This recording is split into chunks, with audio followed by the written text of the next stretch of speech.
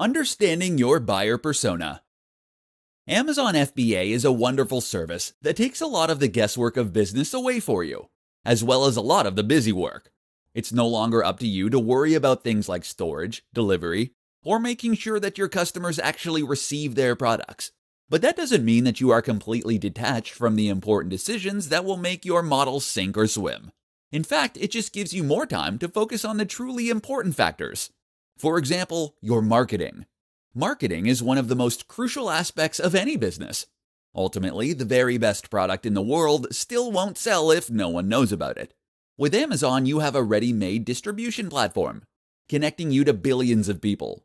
And now you need to think about how those people will find the items you're peddling. And one aspect of this is to consider and understand your buyer persona. So what is a buyer persona? What am I talking about here? Essentially, the buyer persona is the persona of your ideal customer. This is a portrait, if you will, of the kind of person who is most perfectly suited to the products that you want to sell.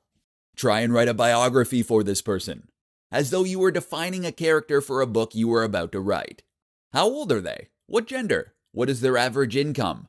What do they do in their spare time? Are they married? Do they have kids? Where are they located? What is their political leaning? All of these things can help you get a better idea of precisely who this person is, and that will then help immensely when it comes to marketing. For example, if you know the hobbies and interests that your customers are likely to share, then this creates a lot of potential marketing opportunities. You can now identify the websites they are likely to visit and the magazines they are likely to read. What's more is that you can create a strong content marketing campaign. If you run a blog to promote your store, you'll now know what kinds of things to write about and what to avoid saying if you don't want to alienate your buyers. You can even use this information to help choose a price for your products and to know when to make your biggest marketing pushes. So, get to know your buyers.